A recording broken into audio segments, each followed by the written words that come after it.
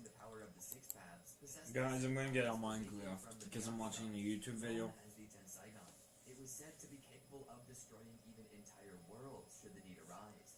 On his deathbed, however, Hamada desired for his Tensaigon to never be used for evil, and had them sealed away into a vessel named after his visual technique.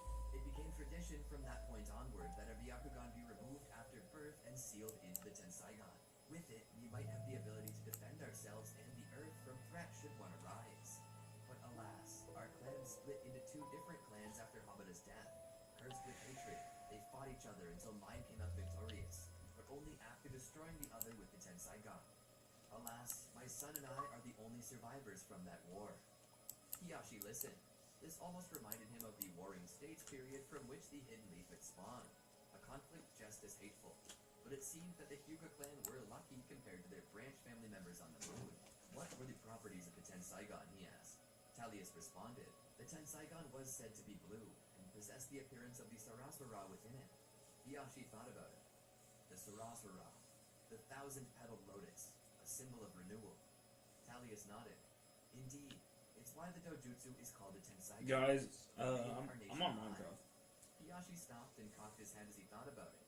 Something didn't seem right. But Naruto's eye doesn't have a lotus pattern in it. Talius listened. It doesn't. Hiyashi shook his head. Talius tapped the other side of his cheek as he thought about it. The Tensaigon is the only thing we have other than the Byakugan. Back in Teneri's bedroom, the kids were just enjoying their time. Teneri was showing Naruto and Hinata something. He was using one of these sharp, inkless pens to write something into the paper. Suddenly, on the outside, he pressed a little harder and managed to cut right through. He moved the paper and his hand as he did so with such skill one might not realize he were blind. Suddenly, he pulled it free. He held it up. It was a heart. He gave it to Hinata. She blushed a little. Thanks, but I can't read it. Teneri gave her a slight smile. It's okay. You will someday. Oh, isn't that sweet? A voice came. Teneri felt a shiver down his spine. Hinata turned and stood. Who is that? Teneri didn't look back. He merely whispered to her, I don't know. Hinata's eyes widened. She looked at the monstrous figure. His face was as pale as a character in no theater, yet there was no red makeup to offset the lack of color. He looked similar to those of Teneri's kind, who also possessed a set of sharp horns atop his head. I'm just an old acquaintance of your father's. Just so happened to be in the neighborhood and heard that there's someone here with a special dojutsu. He saw Naruto's eyes and took a silent gasp of revelation. Impossible. It cannot be.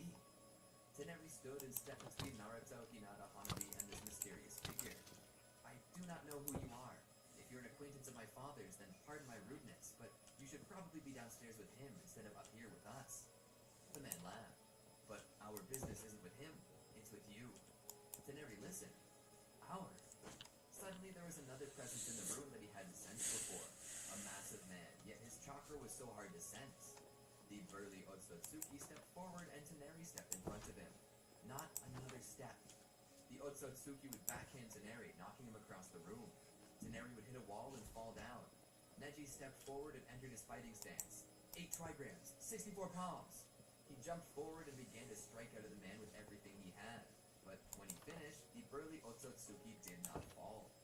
He looked down at him. Lord Momoshiki. May I kill this rat? The smaller Otsutsuki raised his hand. Kill any of them. All of them. Just leave the one with the yellow hair alive. Kinshiki raised his hand and a chakra axe appeared. He took a swing at Neji, who rolled to the side. Naruto, he called out. Neji then grabbed both Hinata and Hanabi's hands and rushed out with them. Naruto ran over and helped Teneri up and began running along too. They ran out the door and into the hall. Momoshiki and Kinshiki appeared behind them. They began to walk down the hall after them. Talius and Hiyashi were studying when suddenly they heard a scream. Hi. They both stood and ran out into the great room. There they saw Neji run into the center of the room with Hinata and Hanabi as Naruto ran past with Teneri, who was bleeding. Neji let go of their arms and turned around and entered a fighting stance as Momoshiki and Kinshiki casually stepped down the stairs. Hanabi and Hinata ran to Hiyashi. Talius stepped out. Momoshiki, what are you doing here? Momoshiki sat on the rail of the stairs. I came to check up on your ghetto statue search, but it seems I found something even more interesting. Talius stood there. You stay away from them. Momoshiki scoffed. You don't even know what you have there, do you? He said, pointing at Naruto. Momoshiki saw the looks on their faces. I thought not. Can't expect much more from a mixed branch who can't see past their own humanity. Talius stepped forward and formed a sword from his own chakra, the same way Kinshiki had. I will not let you harm them. Momoshiki stepped forward. He stood right before Talius. It's not your choice. Talius swung his blade, but Momoshiki dodged under it and put a fist through Talius' stomach. Talius coughed out blood as he fell to his knees. Momoshiki removed his hand from his stomach and began wiping the blood off with a towel. Kinshiki seemed surprised by this event. Lord Momoshiki, we're not supposed to kill a fellow clansman. Momoshiki looked back. Look at him. He's mostly human. He's only Otsutsuki in name. He then stepped forward toward Hiashi. Neji stepped between them. Momoshiki looked down at him in disgust. More tainted blood. Momoshiki knocked him out of the way. Neji went sliding. Hiashi pushed Naruto behind him. Take the others and run. Naruto seemed hesitant, but upon looking at Momoshiki, he had no choice but to oblige. Naruto ran out of the palace and out onto the surface of the moon. The cave had to be nearby. Hiashi stood there, palms at the ready. He would attempt to strike as many tenketsu as he possibly could, extending the 64 palms into a staggering 128, a sign of his prowess. But alas, Momoshiki did not budge. It's not hard to defend against this. All I have to do is release more chakra than you do at the point of the tenketsu you're striking. Your taijutsu is useless against me. With a simple strike, he knocked Hiashi through a window and proceeded out toward the surface, where Naruto and the others had fled. Tenari would awaken in the Great Hall and sense his father. He could smell blood. He rushed to him. Father! Father! He reached out and felt a warm substance. Father! Talius reached out and touched Tenari's cheek. Tenari, I'm sorry. Tenari shook his head. Father, no, don't die. Don't leave me all alone. Talius shook his head. But you won't be alone. You have friends in the Hyuga. He took a deep breath and coughed up blood. Tenari, go to Earth with them. Make friends. Live a long life. Tenari cried for his father. Talius then spoke. You must save your friends. The Ten Saigon. Go to the vessel and claim it. The final gift of our people to you. He leaned forward and kissed his son's cheek. I will always be with you. Talius then passed away. Naruto ran with Hinata's hand in his. To his side was Neji, running with Hanabi. Neji's Byakugan were active. The tunnel must be around here somewhere. Where is it? Suddenly he pointed out. It's there. They then began to run toward it, but suddenly they were stopped. The imposing figure of Kinshiki appeared in front of them. Behind them, a voice spoke. You thought you could run from us. Fools. I would go to the end of this universe. To the ends of every universe, just to claim what you have. And now, you're going to give it to me. Neji stepped in the way. Naruto stepped in the way too. He might not have been able to use the 8 trigrams palm rotation, but he could still use the gentle fist. Hinata was also prepared for a fight, as was Hanabi. Momoshiki laughed. This is too cute to be terrifying. Such little people hoping to stand against gods. You know what we are, right? We're gods. And what are you? Suddenly a new voice sounded off. Or perhaps a familiar one. They're my friends. Momoshiki turned around to see Tenari standing there. Oh, has the little half-breed come to defend his little friends? How adorable. Tenari shook his head as his eyes opened, displaying tears and the Ten Saigon. No, I've come to kill you. Suddenly, Tenari powered up to a chakra mode as Truth-Seeker orbs began to hover around him. He took off like a rocket and slammed into Momoshiki, the two of them going flying. Seeing that Momoshiki was being dealt with by Tenari, Neji and the others turned around to focus their attacks on Kinshiki. Momoshiki went rolling. He stood to see Tenari hovering there, looking down upon him with a judging gaze, a hint of blood still present in his tears from the fresh transplant. Momoshiki grunted. You little runt. You just died. You know that? You just died. He stood up and rushed at Tenari with his hands at the ready. Tenari would fire a truth-seeking orb at Momoshiki, who would use the Rinnegan on his hand to absorb the jutsu and fire back at him. Tenari would go rolling. He was astounded at the counter. He managed to stand. Momoshiki would look down on the child. You're the spawn of that sentimental fool. You stand against everything that is the Otsutsuki clan, and you barely possess any of our blood. You're an abomination, an affront to my kind. I'll wipe you from the face of this world, and then I'll claim that brat for my own and eradicate that planet over there. And there's not a thing that you can do about it. All the while, Neji, Naruto, Hinata, and Hanabi were busy facing Kinshiki. His power was so strong, and despite everything Neji tried, he couldn't bring him down. the other kids lay behind him in the same condition. Lady Hinata, Lady Hanabi, I'm sorry. I've failed as your retainer. Naruto sat up. No, we haven't lost yet. We just need to work harder. Together they both rose to their feet. Our jutsu is useless, Naruto. You can see it coming and stop us. It's no use. Hinata rose to her feet. No, it's not. All we need to do is overwhelm him. He can't stop all of us. Hanabi stood. He's just us stronger. All we have to do is figure out how we would beat ourselves and then use it to beat him. Neji thought about it for a moment. He looked back. I have a plan. Kinshiki watched as the little ones plotted against him. What could they possibly think of that could ever defeat him? It was pointless. Neji once more engaged Momoshiki in direct combat as the others circled around him. Naruto was the second to launch an attack, then Hinata, and finally Hanabi. Each was striking out at him from a different direction. Suddenly they launched into a new attack. A team jutsu that they titled Gentle Fist Divine Wind of the Four Cardinal Directions. Each of them began to attempt the 64 palms, or at least strike out in a similar manner to it as fast as they could. Kinshiki was attempting to keep up, but Hanabi had him pegged. It was in this blind spot that she made her first undefended contact. This caused a disruption in not only Kinshiki's ability to control his chakra, but also his ability to focus his vision. After this, the floodgates opened. This was when they managed to hit Kinshiki over 256 times in 256 of the 361 Tenketsu, which would cause sudden cardiac arrest and total arrest of the chakra pathway system, resulting in the demise of Kinshiki. Naruto pumped his fist. Yeah, it worked! The four of them then turned to see Tenari on the ropes against Momoshiki. They each decided to help him. Tenari rose to his feet. His breathing was quick. He looked up at Momoshiki, who himself had sustained injuries, albeit far less than himself. I'll commend you. You possess incredible strength. Truly, you are the blood of the Otsutsuki. But it all ends here. Hinata raced past Momoshiki, drawing his attention. Hanabi then jumped up behind him. She then struck the same Tenketsu she had against Kinshiki. It's fish with cauliflower, and you can put lime on it yourself. But do you have a fork, or should I grab one? Momoshiki was doing I hard had one. Okay. But they I'm gonna get you weird yourself. now. Suddenly, Momoshiki let out a roar and performed the 8 trigrams palm rotation. He knocked them all back. You fools. Even if you gang up on me, you can never hope to kill me. I'm a god. You're nothing. You hear me? You're nothing. Suddenly, Momoshiki stopped talking. A massive chakra blade came down and passed through him, going all the way down through the moon, splitting both Momoshiki and the moon in two. Tenari stood there. Some god. After this, Hiyashi raced to them. He checked to see if they were all okay. They each had minor wounds, but nothing substantial. Hiyashi, by this time, was done and ready to leave. They all were. He walked them back to the cave and prepared to enter. Hiyashi looked back at Tenari. Aren't you coming with us? Tenari stood there. My place is on the moon, with my people. Hiyashi stood there. Your people are dead. Tenari seemed to begin to cry a little. Someone must watch over their graves. Hiyashi stepped forward and put his hand on Tenari's shoulder. You are a very kind boy. You're very much like the Hyuga. You, like us, can be blinded by duty and tradition that serves no purpose but to divide people. He said as his eyes met Neji.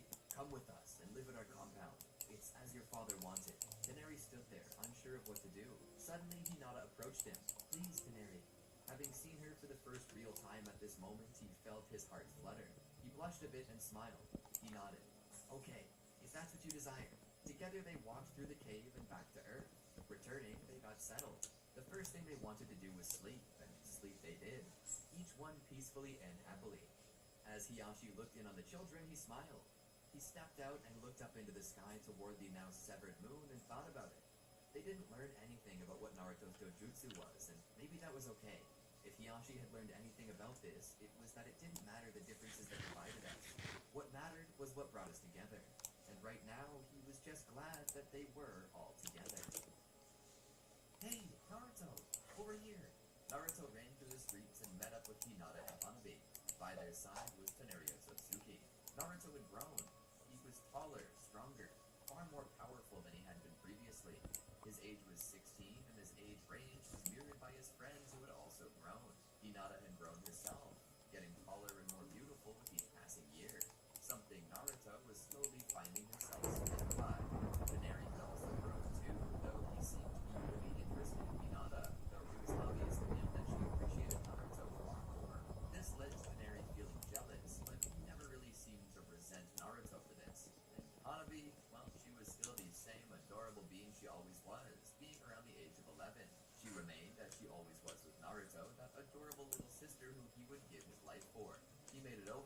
What's up, Hinata? Me, Toneri, and Hanabi were going to see a movie and wondered if you wanted to come with. Naruto nodded. He looked around. Neji isn't here? I haven't seen him in a while. Where is he? Oh, he's off on a mission with Guy, Lee, and Tenten. He should be back any day now. That's good, Naruto said. I just got off a mission with King 7 myself. I need some time to wind down. The group made their way off to see the movie. Things truly had changed in the past few years, and some things didn't. One thing that hadn't changed was the mysterious nature of Naruto's dojutsu.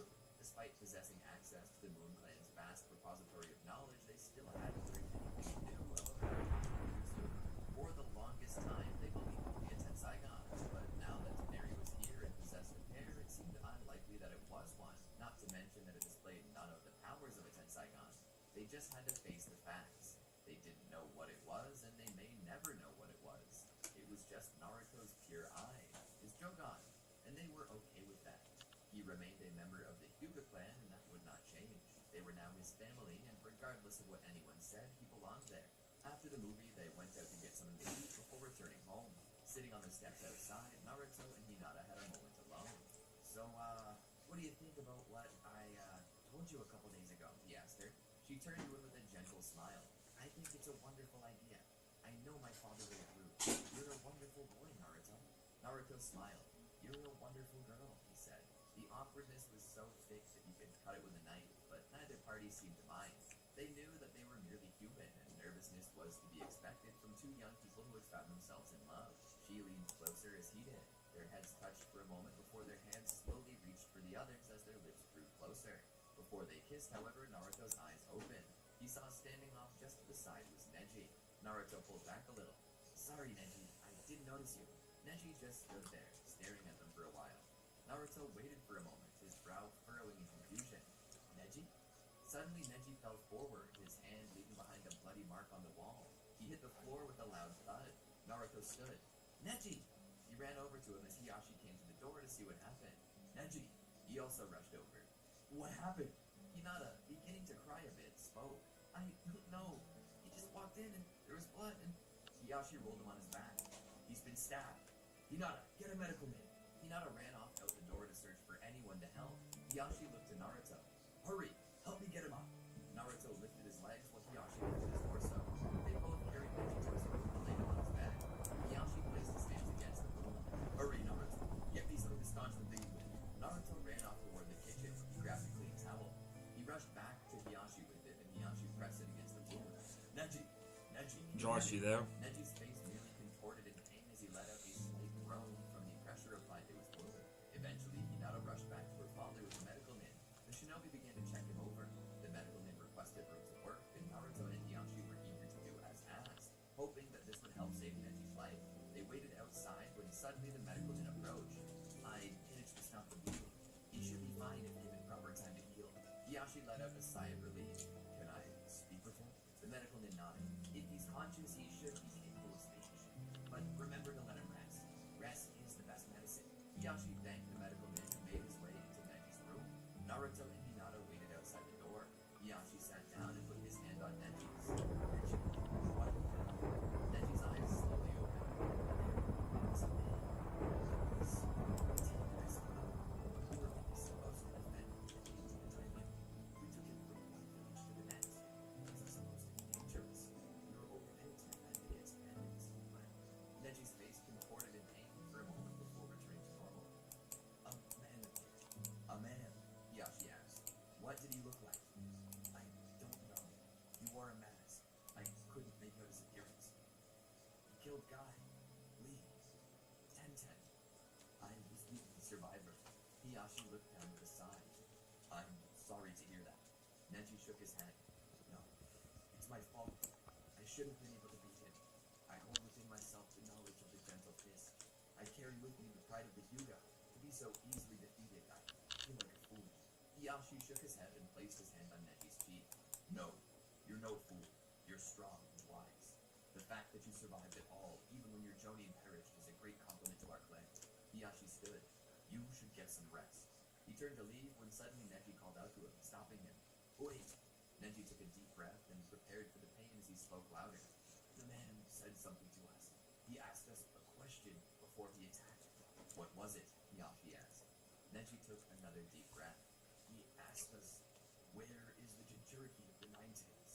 Hiyashi stood there, silent for a moment. Someone was looking for Naruto? Someone wanted his tail beat, but why? I will need to speak with Hiruzen about this. Thank you for the information. Now, please, rest up. Hiyashi stepped out and walked past Naruto and Hinata. He said nothing to either of them. He had something more important to do. Naruto sat down once more on the steps where he and Hinata were having their romantic moment. But now, the feeling, the mood was entirely different. They wanted me? Because I'm the vessel of the Nine Tails. Why? Hinata sat there, silent. You need something powerful, Naruto. A force of nature. And so long as it's within you, there will always be those who You wanna go outside? those who covet it. Naruto shook his head. Who though? Who could want this power that badly? Hinata shrugged. You wanna come Perhaps outside? it is those who freed it from your mother on the day of birth. Naruto sat there. I just feel so bad. Then she got hurt because of me. Because someone was looking for me. And now because of me, Rock Lee, Tenten, and Guy Sensei are all dead. Hinata hugged Naruto. No, don't say that. It's not your fault. You can't help who you are, and you can't help what other people do. Don't be so hard on yourself. Nobody blames you for anything, Naruto. He almost seemed ready to cry. First my parents, then Teneri's father, and now Guy, Tenten, and Bushy Brows. Why does everyone die because of me? All Hinata could do Fighters was getting there close. was nothing she could say or do to change what happened. Elsewhere, Hiyashi met with Hiruzen. I've come to report something, Hiyashi said. It has to do with Team Guy. Hiruzen sat at his desk smoking his pipe. I heard that they've been decimated. Only Neji survived. Hiyashi nods in agreement, sorrowfully confirming Hiruzen's information. But there's a bit more to it than that. Neji returned wounded to Hyuga compound. We stabilized him, and he said something to me. He said that they were attacked by a masked man who asked them for Naruto, the Jinchuriki of the Nine Tails. Hiruzen sat there silently for a moment. So this had nothing to do with the aid at all, did it? They merely wanted information on where Naruto is. Hiyashi thought for a moment. Could it be possible that whoever's asking for Naruto now is the same as the people who let the Nine Tails out of Kushina 16 years ago? It's possible. Hiruzen took a puff from his pipe and let it out. After a certain period of silence, Hiruzen spoke. The timing is too perfect. What do you mean? Hiyashi asked. You remember we were supposed to do the Chunin exams close to 3 years ago? Well, we finally got our chance to do it again. And this time, all 5 great nations are attending. Village security will be at an all-time low, and now we've come to realize that Naruto is in danger. Then what do you suppose we do? Hiyashi asked. Hiruzen thought about it for a moment. It would be far too dangerous to let him remain. I believe we need to take him out of the village. Hiyashi sighed. I don't know if Naruto is going to go for that. He's desperate about